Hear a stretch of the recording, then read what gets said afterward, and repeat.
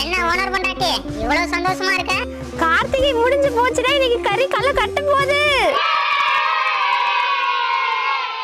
ஆமாண்டி, நாங்களும் ரொம்ப சந்தோஷமா இருக்கோம். ஓனர் வராண்டே. என்ன மாமா, நல்லபடியா மலைக்கு போயிட்டு வந்துட்டியா? நல்லபடியா போயிட்டு வந்துட்டேன்டி. சரி மாமா, வா கடைக்கு போலாம். கடைக்கா? எதுக்குடி? அதான் கார்த்திகை முடிஞ்சுச்சுல்ல, கடைக்கு போறோம், கறி வாங்குறோம், இன்னைக்கு கலக்குறோம் மாமா.